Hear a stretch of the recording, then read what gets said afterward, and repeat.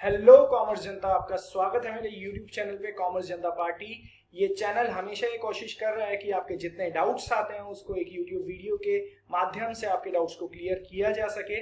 आप जो भी कमेंट बॉक्स में हमें डाउट देते हैं उसकी हम वीडियो, बहुत शॉर्ट वीडियो बना के आपके डाउट्स को क्लियर करने की कोशिश करते हैं। तो आपका स्वागत है मेरे चैनल पर। इस बार जो हमारी यूट्यूब पे कमेंट से रिक्वेस्ट आई है वो आई है कॉस्ट कर्व्स के लिए। ये मेरे एक्स स्टूडेंट भास्कर ने मेरे को रिक्वेस्ट करा कि सर बच्चों को कॉस्ट में बहुत ज्यादा प्रॉब्लम हो रही है और वो कॉस्ट कर्व्स जो हैं कंफ्यूज हो जाते हैं कॉस्ट कर्व्स में। तो जितने भी कॉस्ट कर्व्स हैं वो मैं आपको समझाऊंगा। आज जो हमारा टॉपिक है वो थ्योरी ऑफ कॉस्ट है। Theory of production and cost आपका जो चैप्टर होता है उसका थ्योरी ऑफ कॉस्ट हमने पोर्शन उठाया है। चलिए शुरू करते हैं थ्योरी ऑफ कॉस्ट को। लेकिन उससे पहले, क्या आपको पता है कॉस्ट किसे कहते हैं? क्या आपको पता है कॉस्ट होता क्या है? क्या आप बता सकते हैं कॉस्ट क्या है? कॉस्ट को मैं एक सिंपल लाइन में आपको बताऊंगा या दो शब्दों में आपको बताने की कोशिश करूंगा। It is expenditure incurred. जो भी खर्चा हुआ वो कॉस्ट है। किस पे खर्चा हुआ? Production of goods and services. जो भी खर्चा आप production of goods and services पे करते हो वो कॉस्ट है। जो भी company production of goods and services कर रही है और जो खर्चे आ रहे हैं, चाहे वो दिखाई दे रहे हैं चाहे वो दिखाई नहीं दे रहे, at the end of the formulation of the product जो भी खर्चा आया उसको हम कॉस्ट बोलेंगे और उस कॉस्ट के ऊपर ही प्राइसिंग डिसाइड करी जाती है। तो कॉस्ट इज वेरी इंपॉर्टेंट, जिससे कि आपको ये पता लगता है कि हाँ कॉस्ट हमारे लिए पढ़ना बहुत जरूरी है। तो चलिए शुरू करते हैं इसी के साथ अपना topic theory of cost. This is the topic of the micro economics. Coming to the topic theory of cost. जैसे कि मैंने आपको मीनिंग बताया, cost refers to the expenditure. आपकी स्लाइड पे सामने आपको दिखाई दे रहा है of the production of goods and services. नीचे एक डायग्राम और दिखाई दिया जिसमें फैक्टर्स ऑफ प्रोडक्शन को हाईलाइट किया गया है। फैक्टर्स ऑफ प्रोडक्शन आप जानते होंगे, अगर नहीं जानते तो मैं आपको बता देता हूं। फैक्टर्स ऑफ प्रोडक्शन चार तरीके के होते हैं जिनके बिना प्रोडक्शन नहीं हो सकता। ये ऐसे फैक्टर्स हैं जो प्रोडक्शन के लिए बहुत ज्यादा जरूरी हैं। First is land, second is labour, third is capital and fourth is entrepreneur. इन चारों के बिना प्रोडक्शन होना असंभव है। अब इनके लिए हमें खर्चा करना पड़ता है, इनको पेमेंट करना पड़ता है। लैंड को रेंट देना पड़ता है, लेबर को वेजेस देनी पड़ती है, कैपिटल के लिए हमें इंटरेस्ट पे करना पड़ता है और एंटरप्रेन्योर प्रॉफिट लेके जाता है। इनके बिना प्रोडक्शन होना असंभव है, हो ही नहीं सकता। तो आप जो भी कॉस्ट कर रहे हो, जो भी कॉस्ट इंकर कर रहे हो, इसका मतलब जो भी एक्सपेंडिचर कर रहे हो वो इन फैक्टर्स ऑफ प्रोडक्शन पे कर रहे हो। मैंने यहाँ पर आपको फैक्टर्स ऑफ प्रोडक्शन का डायग्राम इसलिए दिया है जिससे आप समझ जाओ कि अब आप मेरे से पूछोगे कि सर एक्सपेंडिचर किस पे हो रहा है? Expenditure in factors of production पे हो रहा है। ठीक है, चलते हैं आगे। तो हमारा जो नेक्स्ट पॉइंट है that is types of cost. सबसे पहला है फिक्स्ड कॉस्ट। फिक्स्ड है, जैसे कि आपको नाम से ही पता लग रहा है, ये चेंज नहीं होगा। ये ढीट है। ढीट कहने का मतलब है ये चेंज नहीं होगा। कितना आउटपुट चेंज हो जाए ये कॉस्ट फिक्स रहेगा। इसलिए हम इसको, अगर आपके सामने फिक्स्ड कॉस्ट लिखा हुआ आया है तो आप उसे टोटल फिक्स्ड कॉस्ट ही मानोगे, टीएफसी ही बोलोगे शॉर्ट फॉर्म में। टीएफसी आगे आपको टेबल में यूज आएगा। Cost that does not change with the change in output and remain fixed is known as fixed cost. For example, आपकी फैक्ट्री का रेंट, आप अपनी फैक्ट्री में 50,000 मंथली रेंट देते हो। आप चाहे यूनिट बनाओ या मत बनाओ, आप चाहे 0 यूनिट प्रोड्यूस कर रहे हो, मतलब कुछ यूनिट प्रोड्यूस नहीं कर रहे, या फिर 1 लाख यूनिट प्रोड्यूस कर रहे हो, रेंट तो सेम जाएगा and rent will be 50,000, that is fixed. इसलिए हमने इसके जो कर्व को, मेरा कर्सर आपको दिखाई दे रहा होगा दोस्तों, कर्सर को ध्यान से देख लीजिए। इसलिए हमारी ये जो कॉस्ट है फिक्स्ड है और ये पैरेलल टू एक्स एक्सिस है।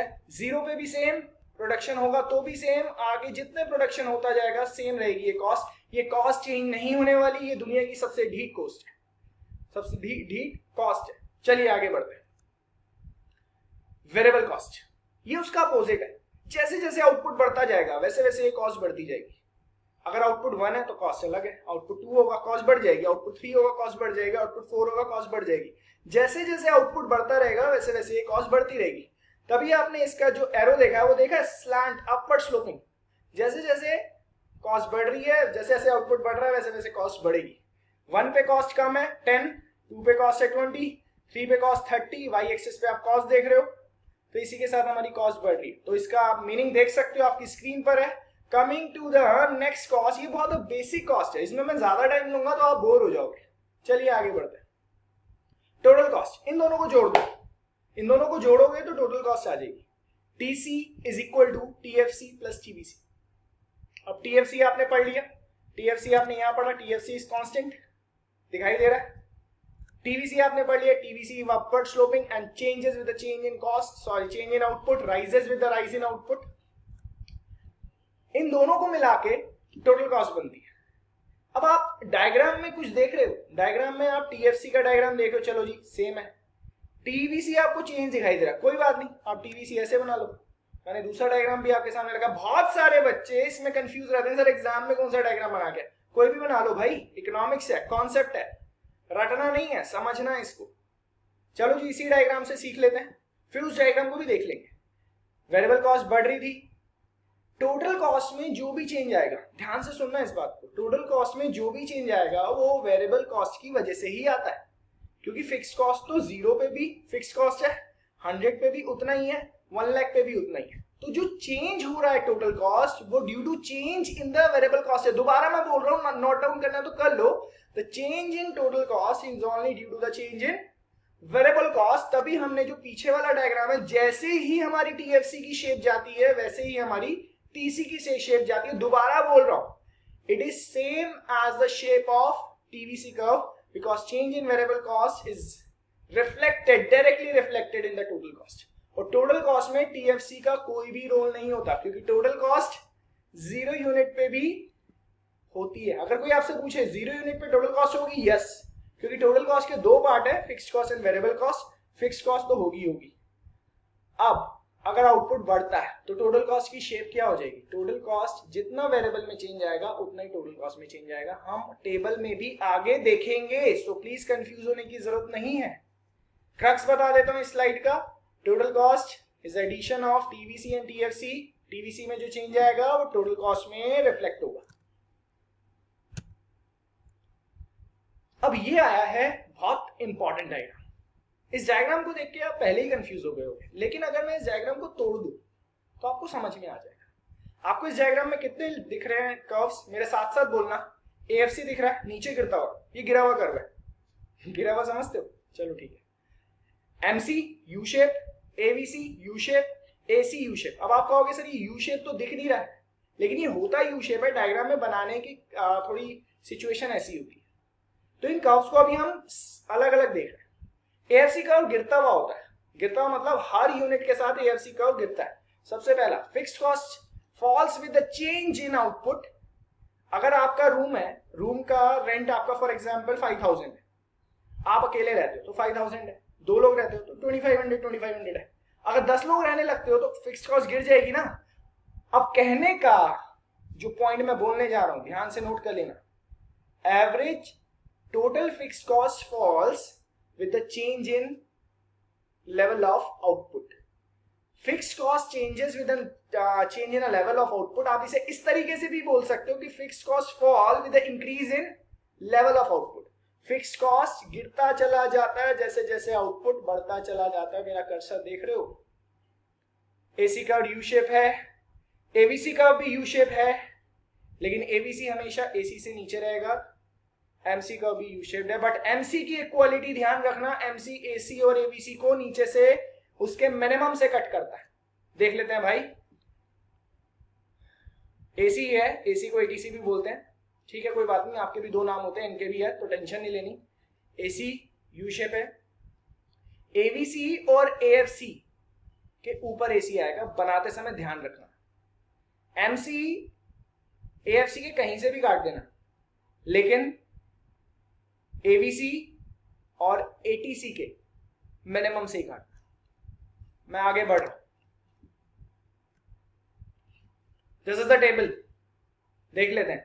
आउटपुट बढ़ रहा है, आउटपुट बढ़ रहा है तो क्या बढ़ेगा? वेरिएबल कॉस्ट बढ़ेगी। बिना डायग्राम देखे बता दो मेरे को, वेरिएबल कॉस्ट बढ़ेगी, फिक्स कॉस्ट बढ़ेगी? No, fix cost remain same रहेगी। एवरेज फिक्स कॉस्ट गिरेगी, मार्जिनल कॉस्ट पहले गिरेगी फिर बढ़ेगी, क्योंकि यू शेप है। एवरेज वेरिएबल कॉस्ट पहले गिरेगी फिर बढ़ेगी, यू शेप है। एवरेज कॉस्ट पहले गिरेगी फिर बढ़ेगी, यू शेप है। तो अब सारी कॉस्ट देख लेते हैं। फिक्स कॉस्ट सेम रहेगा, 50-50-50 डैश डैश डैश लगा दिया है। टेबल में देख लो, वेरिएबल कॉस्ट बढ़ रही है। वेरिएबल कॉस्ट हमेशा बढ़ेगी, जितनी यूनिट बनाओगे उतना वेरिएबल कॉस्ट आएगा। भाई जितना यूनिट बनाओगे उतना रॉ मटेरियल लगेगा या नहीं लगेगा? Raw material is variable cost. जितनी यूनिट बनाओगे उतने लेबर आवर्स देने पड़ेंगे, नहीं देने पड़ेंगे? देने पड़ेंगे। Labour is variable cost. Variable cost और फिक्स्ड कॉस्ट का एडिशन टोटल कॉस्ट है। आगे बढ़ते हैं, मार्जिनल कॉस्ट फर्स्ट फॉल्स। अब मार्जिनल कॉस्ट निकालते कैसे हैं? मैं आपको हिंट दे देता हूं, आपने क्लासेस में अपना देख रखा होगा या पहले का भी पढ़ रखा होगा, लेकिन जिन लोगों ने नहीं पढ़ रखा है, जिन लोगों को पता नहीं है, उनको बता देता हूं। टोटल कॉस्ट के नीचे वाले में से ऊपर वाला माइनस करते रहना। अब इसको अंग्रेजी में देख लो, addition in total cost is known as marginal cost. पहले टोटल कॉस्ट कितनी थी 50, फिर 100 हुई तो 50, 128 हुई, एडिशन कितना हुआ 28 का, 148 आई, एडिशन 20 का। Addition in total cost is equal to marginal cost. Addition in total cost is equal to marginal cost. Average fixed cost TFC divided by quantity of output. Average fixed cost गिरती रहेगी, लेकिन average fixed cost कभी भी zero नहीं होगी, ध्यान रखना, भूल मत जाना एग्जाम में, एवरेज फिक्स्ड कॉस्ट कभी भी जीरो नहीं होगी। एवरेज वेरिएबल कॉस्ट गिरेगी फिर बढ़ेगी, average total cost, average fixed cost और वेरिएबल कॉस्ट का डायग्राम एडिशन। अब आ रहा है दोस्तों आपके सामने आपकी लाइफ का सबसे भारी टॉपिक। बिल्कुल भी भारी नहीं है, मैंने बोल दिया इस सेंटेंस को, कहीं लिखना है तो लिख लो, किसी और को बुला के लाना है तो ले आओ। ये टॉपिक बिल्कुल भी भारी नहीं है। जो लोग इस डायग्राम को देख के भारी समझ रहे हैं वो सिर्फ देखते ही रह जाएंगे, कुछ समझेंगे नहीं। अब मैं समझाना शुरू करूं, बहुत इजी डायग्राम है ये डायग्राम SSC और LAC का है। कुल मिला के बात ये diagram long run average cost curve का है। Long run average cost curve जब बनाते हैं तो वो शॉर्ट रन से मिलके बनता है। आपको पता है लॉन्ग रन 1-2 साल तो होता नहीं, 5 साल से ऊपर लॉन्ग रन होता है, 3-4 साल 5 साल लॉन्ग रन होता है। तो हमने यहाँ 7 SSCs लिए हैं लॉन्ग रन को बनाने के लिए। तो आप कह सकते हो long run is the addition of the short run average cost curve, कह सकते हो भाई, लेकिन लिख मत देना कहीं भी, अभी मैंने पूरा एक्सप्लेन नहीं किया। Short run cost curve long run cost curve के टेंजेंट जा रहे हैं, दिखाई दे रहे हैं, यहाँ टेंजेंट, G पे टेंजेंट, उसके बाद H पे टेंजेंट, फिर P पे टेंजेंट, फिर T पे टेंजेंट, आगे भी टेंजेंट है। अब short run average cost curves SSC 1 to SSC 7, long run average cost curve को प्लानिंग कर्व भी बोलते हैं, क्योंकि लॉन्ग रन में हमें ये पता लग जाता है कि हमारे लिए कौन सा प्लांट साइज एप्रोप्रिएट है जो आउटपुट हम सोच के चल रहे हैं। ये टॉपिक में लिखा है, थ्योरी में लिखा है। अब क्रक्स पढ़ लो इसका लास्ट में, LSC is not tangent to the minimum of all SSCs। सारे SSCs के मिनिमम पे LSC टेंजेंट नहीं है, लेकिन दोबारा बोल रहा हूं, जहां LAC का मिनिमम होगा और SSC का भी मिनिमम होगा, ध्यान से सुनना, where LAC is also at its minimum point, SSC is also at its minimum point, वहां हम प्रोड्यूस करेंगे। That is optimum level of output of production in long run. Long run में LAC का minimum ये है, short run SSC 4 का minimum ये है, यहां हम प्रोड्यूस करेंगे। Output is to be produce, cursor दिखाई दे रहा है, at a minimum of LAC that is SSC 4। SSC 4 पे मिनिमम, कहीं भी और मिनिमम नहीं है, LAC का तो मिनिमम है नहीं। तो कुल मिला के अगर एक बात ध्यान रखनी है तो LAC के मिनिमम पे हम प्रोड्यूस करते हैं, उस पर जो रेस्पेक्टिव SSC आ रहा है वहीं से बना देना, ठीक है। भारी लगा? इसको हम प्लानिंग कर्व बोलते हैं और एनवेलप कर्व भी बोलते हैं, ध्यान रखना, एनवेलप कर्व भी इसका नाम है। इसके बाद अब हम जो नेक्स्ट टॉपिक उठाएंगे वो हम उठाएंगे प्रोडक्शन का। ये हमारा कॉस्ट का रिक्वेस्ट किया हुआ टॉपिक था, बच्चों को बहुत भारी लगता था। अगर कॉस्ट में आपको और किसी पॉइंट में भी दिक्कत है, अभी मार्केट चैप्टर भी आएगा तो उसमें भी कॉस्ट डिस्कस हो जाएगा। आखिरी में जाते हैं तो सबसे आसान आपको यही लगेगा क्योंकि ये प्रैक्टिकल एप्लीकेशन है, ठीक है। लेकिन चैनल से जाने से पहले चैनल को सब्सक्राइब कर दीजिए, ठीक है। और सब्सक्राइब करेंगे तो मेरे बारे में याद रहेगा, मेरे कॉन्सेप्ट्स के बारे में याद रहेगा, और आगे चल के मैं नॉर्मली जो स्पेसिफिकली टीचर हूँ, मैनेजमेंट और इकोनॉमिक्स का हूँ, तो आपको इनकी वीडियोस मिलती रहेंगी। और आप मेरे चैनल को सब्सक्राइब करेंगे तो मेरे लिए भी बहुत अच्छा होगा, मेरे लिए तो ऑब्वियसली अच्छा होगा, और आपकी दुआएं मुझे लगती रहेंगी, मेरी दुआएं आपको लगती रहेंगी। Thank you. नेक्स्ट वीडियो जब लेके आएंगे तो बेल आइकन दबा दीजिए, आपको पता लग जाएगा।